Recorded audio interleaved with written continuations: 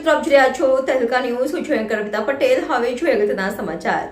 ઘરફોડ ચોરી કરતો સિકલીગર ગેંગનો રીઢો ચોર અને ચોરીના દાગીના ખરીદનાર સોની ઝડપાયો.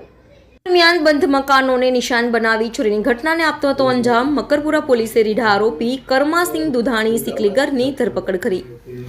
આરોપીના રિમાન્ડ દરમિયાન ઘરફોડ ચોરીના 6 ગુનાઓનો ભેદ ઉકેલાયો. પોલીસે આરોપી પાસેથી ચોરીના સોના ચાંદીના રૂપિયા 2.27 લાખના દાગીના કબજે કર્યા. રીઢા આરોપી કરમાસિંહ દુધાણી પાસેથી ચોરીના દાગીના ખરીદનાર સોનીની પણ ધરપકડ કરી. ચોરીના સોનાના ચાંદીના દાગીના ખરીદનાર સોની નરેન્દ્ર શાહની ધરપકડ. સોની નરેન્દ્ર શાહ પાસેથી પોલીસે ચોરીના ખરીદેલા 9.75 લાખના સોના ચાંદીના દાગીના રિકવર કર્યા. પોલીસે રીઢા ચોર અને સોની પાસેથી કુલ 12.2 લાખથી વધુનો ચોરીનો મુદ્દામાલ રિકવર કર્યો. રિપોર્ટર આશીષ ન્યાતી, વડોદરા. તાજેતરમાં જે ચોરીના બનાવો વધી રહ્યા હતા તે અનુસંધાને માનનીય કમિશનર સાહેબ, માનનીય અધિક પોલીસ કમિશનર સાહેબની સૂચના અનુસાર રેગ્યુલર પીઆઈ સાહેબોની નાઇટ કરવામાં આવી હતી અને મેક્સિમમ સ્ટાફને નાઇટ રાઉન્ડમાં પેટ્રોલિંગ માટે મોકલવામાં આવતો હતો. અને તે દરમિયાન મકરપુરા પોલીસને એક જૂના ગુનામાં જે આરોપી બાકી હતો તે કરમાસિંહ નામે આરોપી આપણને મળી આવ્યો હતો. તેની પૂછપરછ કરવામાં આવી અને તેની પૂછપરછ કરતાં અને તેની તપાસી લેતા તેની પાસેથી 2,27,000 જેટલો મુદ્દામાલ મળી આવ્યો છે. જેમાં આપણે આ મકરપુરામાં 2024માં દાખલ થયેલા 2 ગુનાનું ડિટેક્શન થયું છે.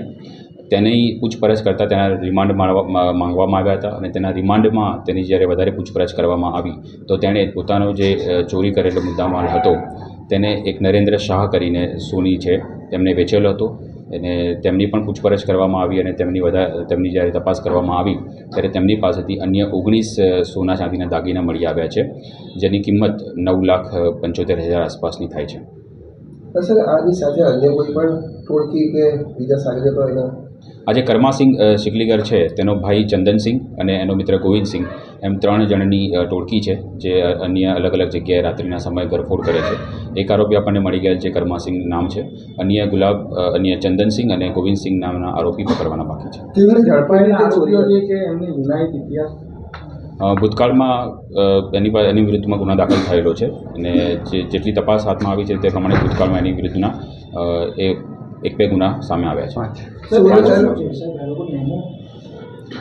રાત્રિના સમયમાં તેઓ નીકળતા હોય છે અને જે ઘર બંધ દેખાય તે ઘરમાં એ લોકો ઘરફોડ કરીને અંદર ચોરી કરતા હોય છે.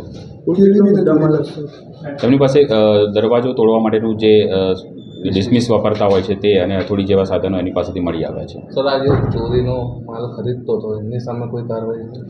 બિલકુલ, યોગ્ય BNS કલમ હેઠળ તેમણે જે ચોરીનો માલ લીધો હતો તે બાબતે યોગ્ય કાર્યવાહી કરવામાં આવી છે. કુલ મુદ્દામાલ કેટલો હશે? કુલ મુદ્દામાલ 12 લાખ આસપાસનો મુદ્દામાલ છે. Okay, thank you sir. Mike લે શોર્ટ બનાવી